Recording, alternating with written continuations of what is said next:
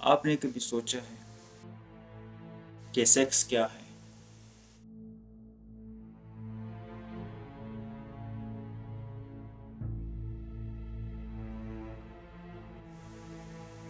نفسیات کیا ہوتے ہیں؟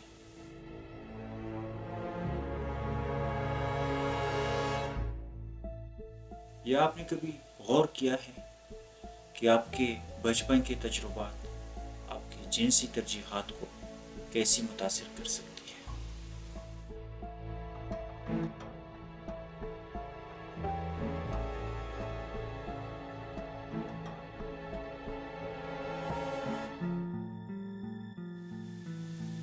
تو چلیے ان سوالات کے جوابات ڈھونڈنے کے لیے نکلتے ہیں، لیکن ٹھہریے، اس سفر میں ہمارا رہبر کون ہوگا؟ تو اس سفر میں ہمارا رہبر ہوگا سیگمنٹ فرائڈ اور اس کی بک 3 Essay on the Theory of Sexuality۔ جنوبی ایشیا، پاکستان یا ہماری سوسائٹی، ہزاروں کیسز سامنے آتے ہیں جنسی زیادتیات کا، وائلیشنز کا، لیکن سوال اٹھتا ہے کہ یہ مسئلہ کہاں سے شروع ہوتا ہے؟ تو واپس آتے ہیں اپنی پہلی سوال کی طرف کہ سیکس کیا ہے؟ اگر آپ کے خیال میں سیکس مرد اور عورت کے فرق کا نام ہے تو پھر ٹرانسجینڈر کیا ہے؟ یہ آئیڈیا کچھ انکلیئر نہیں؟ اگر آپ یہ کہتے ہو کہ سیکس عملی تولید کا ذریعہ ہے تو پھر یہ کسنگ، ہگنگ، فیلنگ، ایموشنز، یہ سب کچھ کیا ہے؟ تو اس کا جواب فرائڈ دیتا ہے اپنی بک میں جو 1905 میں انہوں نے لکھی تھی۔ وہ کہتا ہے کہ سیکس صرف جسمانی تعلقات کا نام نہیں، یہ صرف جسمانی تعلقات یا عمل نہیں ہے، اس میں خواہشات، نفسیات اور جذبات شامل ہیں۔ ٹھہریے، یہ نفسیات کیا ہے؟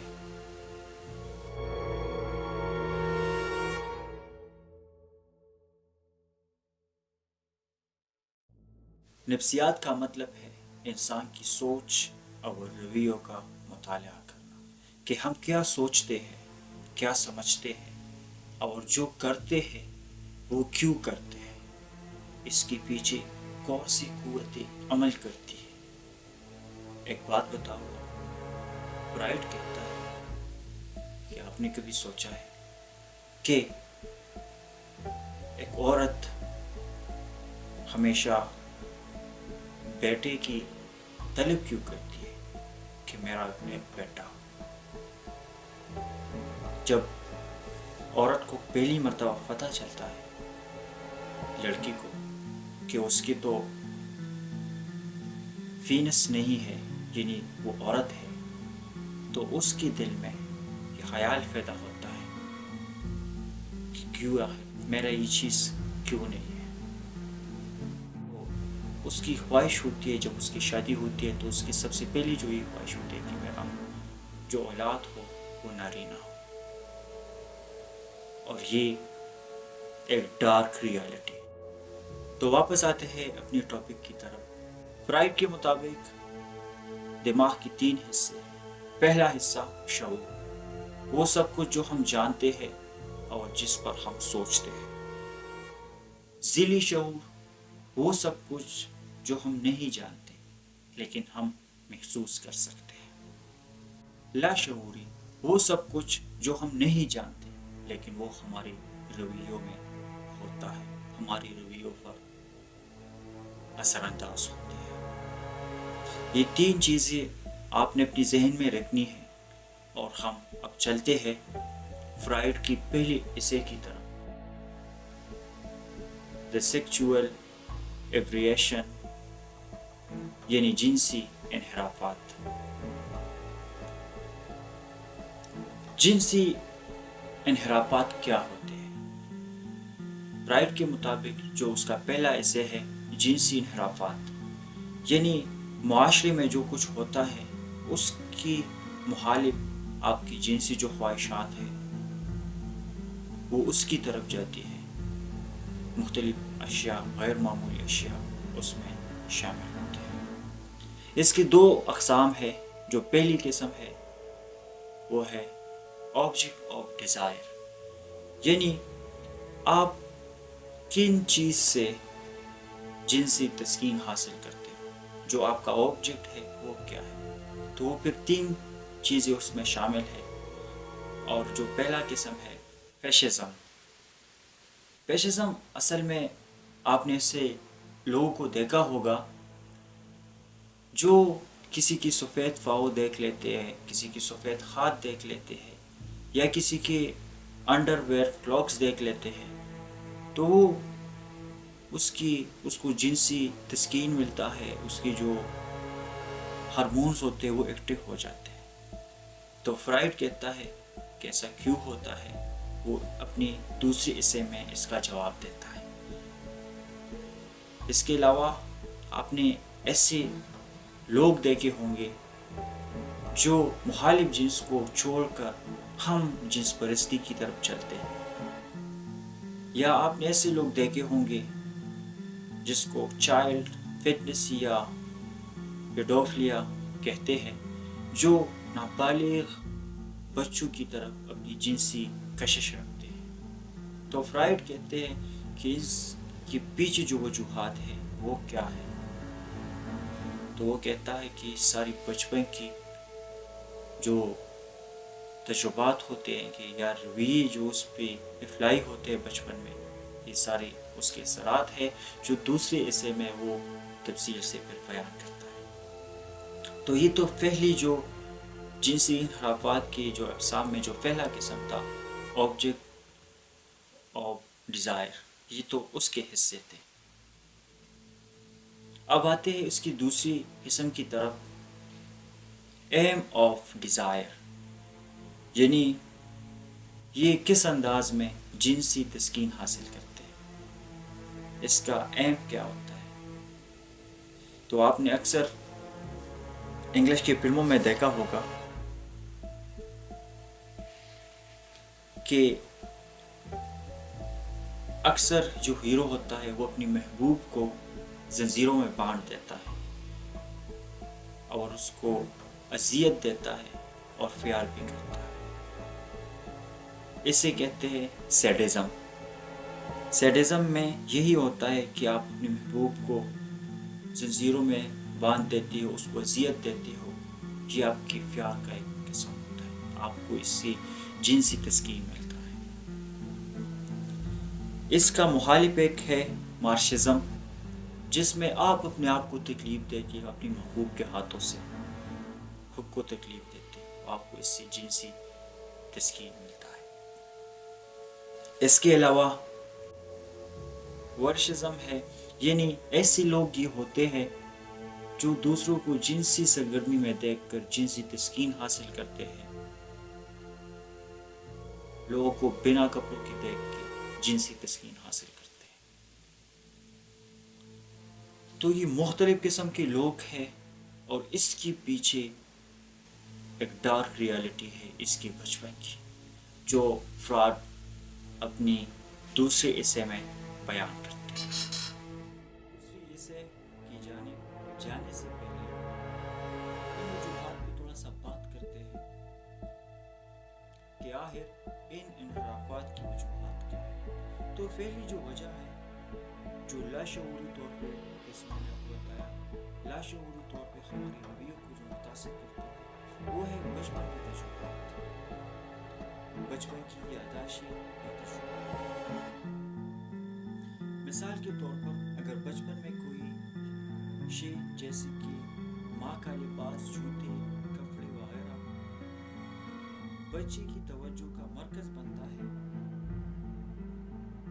اور اس چیز میں اس کو جنسی کشش ہوتی ہے، جنسی تسکین ملتا ہے، تو وہ بڑا ہو کے پھر اس جو فیشزم ہے اس کا شکار ہوتا ہے، جو بڑا ہو کے پھر اس طرف جاتا ہے، کسی کو سفید ہاتھوں کو دیکھتا ہے، پاؤں کو دیکھتا ہے، کپڑوں کو دیکھتا ہے، تو ہو جاتا ہے۔